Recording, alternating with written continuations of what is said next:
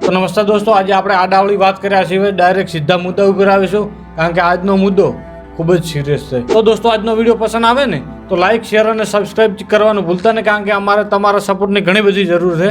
અને આજનો વિડીયો મનોરંજન માટે નથી, તમને પસંદ આવે તો તે ના કે મને કોઈ ફરક પડતો નથી. 18, 19, 20, 21, 22. આજે આપણે વાત કરવાની છે ધ કાશ્મીર ફાઇલ ફિલ્મ વિશે.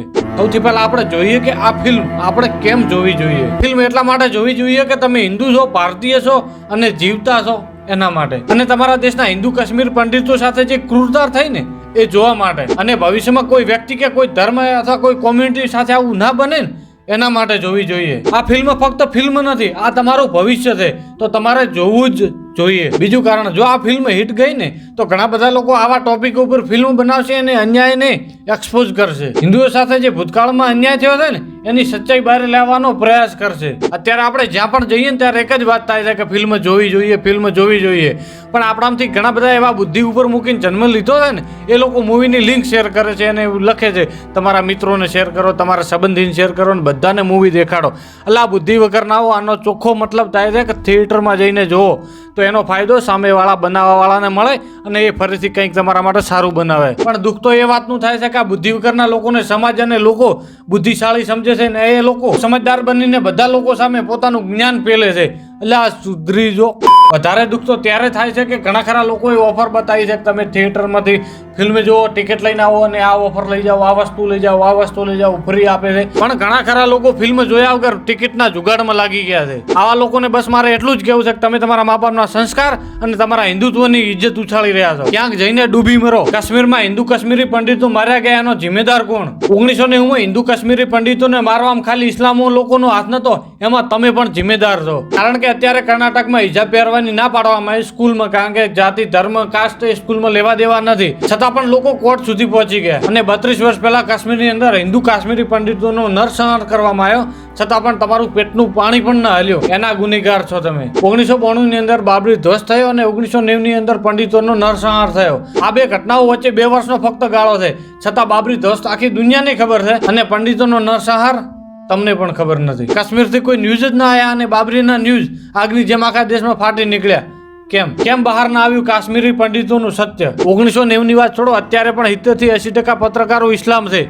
હવે તમને ખબર પડે ને કે તમારો નરસંહાર, હિન્દુઓનો નરસંહાર બારે કેમ ના આવ્યો. દુઃખ તો ત્યારે થાય છે કે અમે 1-2 વાગ્યા સુધી જાગીને તમારા માટે વિડીયો બનાવીએ છીએ, લોકોને મોઢા ઉપર સાચું કહીને એમના સાથે પ્રોબ્લેમ ક્રિએટ કરીએ છીએ. પણ દુઃખ તો ત્યારે લાગે છે કે લોકો ફોન કરીને એમ કહે છે કે આ તમને શોભતું નથી, તો શું હું વેસ્ટેજના ડબલો વેચું? દુઃખ તો ત્યારે થાય છે કે અમે લોકોને સાચી માહિતી આપીએ છીએ અને આવી કોમેન્ટ આવે છે. વિજય સુવાળા વિશે કાંઈ ના બોલતો. બુદ્ધિ વગર જન્મેલ. હું કોઈ વિજય સુવાળાનો દુશ્મન નથી કે કાંઈ પણ કહું. એ તારી સમાજનો હશે કે તને પસંદીદા સિંગર હશે, પણ અત્યારે એ લોકોનો છે, નેતા છે. હવે એ વ્યક્તિ પ્રજાનું નેતૃત્વ કરવાનો છે, તો અમે કોઈ વિજય સુવાળાને કે કોઈ વ્યક્તિ નથી કહેતા, અમે અમારા નેતાને કહીએ છીએ. અને તારા જેવા બુદ્ધિહીન વ્યક્તિને મારે એટલું જ કહેવું છે કે તારા જેવા લોકોનું કારણે જ 1990 ની અંદર કાશ્મીરી પંડિતોનો નરસંહાર કરવામાં હાલી નીકળ્યા. સાચું કહીએ છે ને તો કોઈ લોકોને સપોર્ટ નથી કરવો, અને આ લોકો જે લોકોને સપોર્ટ કરે છે ને એ લોકો સવાર સાંજ ઇન્સ્ટાગ્રામ ઉપર આવીને બકચોદી કરે છે. એટલે કંઈક સારું કરો. સારું તો હવે શું? ધી કાશ્મીર ફાઇલ આમ જોવા જઈએ તો નોર્મલ ફિલ્મ જેવી જ છે. જે રીતે બધી પ્રકારની ફિલ્મો એ રીતે આ પણ ફિલ્મ છે. આ ફિલ્મોમાં ફક્ત અલગ હોય તો એ છે નરસંહાર, હિન્દુઓનો નરસંહાર. તો બોલિવૂડમાં બેઠેલા ઘણા ખરા લોકોને આ ફિલ્મ પસંદ નહીં, કારણ કે આટલા વર્ષોથી હિન્દુઓનું બ્રેઇન વોશ કરવામાં આવે છે. જેમ કે સંજુ ફિલ્મ દ્વારા સંજયને ક્લીન ચીટ આપી દેવામાં આવી. સંજય દત્તને બેચારો બનાવીને બધાનું બ્રેઇન વોશ કરી નાખ્યું. બસ તો કાશ્મીર ફાઇલના ફિલ્મમાં એનાઉન્સમેન્ટના થોડાક દિવસોમાં વિધુ વિનોદ ચોપડા દ્વારા શિકારા ફિલ્મનું એનાઉન્સમેન્ટ કરવામાં આવ્યું અને 2 થી 3 મહિનાની અંદર પિક્ચર રિલીઝ કરી દેવામાં આવ્યું. કારણ કે ધ કાશ્મીર ફાઇલ કાશ્મીરી પંડિતો ઉપર આધારિત ફિલ્મ છે. જેથી વિધુ વિનોદ ચોપડા આ ફિલ્મને સારો રિસ્પોન્સ ના મળે એના માટે એમને શિકારા નામની ફિલ્મ ફક્ત 2 થી 3 મહિનામાં રિલીઝ કરી નાખી, અને એનો રિસ્પોન્સ જોઈ લો.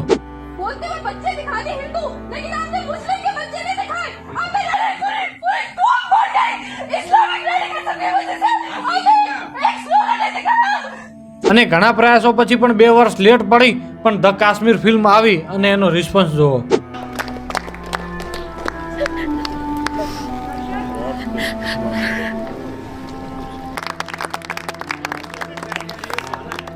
માની લો કે કોઈ બાળક એની માતાના પેટમાં છે, હજી જન્મના 4-5 મહિના બાકી છે, છતાં કોઈ વ્યક્તિ કઈ રીતે કહી શકે આ વ્યક્તિ ખરાબ થશે કે સારું થશે? પણ વિધુ વિનોદ ચોપડાની પત્નીએ ફિલ્મનું ટ્રેલર આવે ને એના પહેલા પણ લખી દીધું એમની વેબસાઇટ ઉપર કે આ ફિલ્મ પોપોગેન્ડા ફેલાવવા માટે છે. કઈ રીતે? ધ કાશ્મીર ફાઇલ ફિલ્મને કોઈ થિયેટરમાં લેવા તૈયાર નતું, કારણ કે બોલિવૂડ વાળાએ ધમકી આપી દીધી તમે આ ફિલ્મ લેશો ને તો અમારા ફિલ્મો તમને આપવાના બંધ કરી દેશું. અને કચાછા ફિલ્મોને ખરીદીને ઓટીટી પ્લેટફોર્મ ઉપર નાખવાવાળી ઓટીટી પ્લેટફોર્મે આ ફિલ્મોને દેવથી ખરીદવાનો રસ નથી દાખ્યો.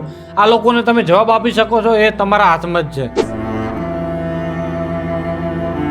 1990ની અંદર કાશ્મીરી પંડિતો સાથે જે નરસંહાર થયો ને ત્યારે સમજદાર લોકો અને પાવરફુલ લોકો ચૂપ બેઠા હતા.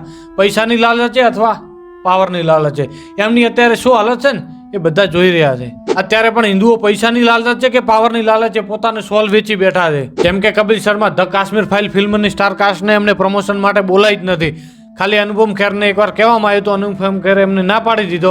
બીજી વાર એમને પ્રોડ્યુસર ડાયરેક્ટર કે પછી એમની સ્ટાર કાસ્ટને એમને બોલાવી જ નથી. કારણ કે કપિલ શર્મા સોનું પ્રોડક્શન સલમાન ખાનનું પ્રોડક્શન હાઉસ કરે છે. યુટ્યુબ ઉપર હિન્દુ યુટ્યુબરો અને ટીવી ઉપર મોટી મોટી વાતો પેલનારા હિન્દુ નેતાઓ આ ફિલ્મ વિશે કોઈ વાત કરવા તૈયાર નથી. સ્વાર્થ હોય પણ આટલો પોતાનો આત્મા વેચી માર્યો શકે શું? પડવાઓ. તો દોસ્તો આ વિડીયોમાં બસ આટલું જ. ધ કાશ્મીર ફાઇલ ફિલ્મ ના જોઈ હોય તો જોઈ આવો. વિડીયો પસંદ આવે તો લાઈક અને શેર કરવાનું ભૂલતા નહીં. દોસ્તો તમારા સપોર્ટની ઘણી બધી જરૂર છે. તમારા મુદ્દા દુનિયા સામે લાવવા માટે અમે માથાકૂટ કરીએ છીએ, તો તમારી સપોર્ટની જરૂર છે. તો ચેનલ સબસ્ક્રાઇબ કરીને સપોર્ટ કરો. ઇન્સ્ટાગ્રામની અંદર ફોલો કરવા માંગતા હો તો લિંક ડિસ્ક્રિપ્શનમાં આપેલી જઈને ફોલો કરો. લવ યુ દોસ્તો, અને please watch the Kashmir file.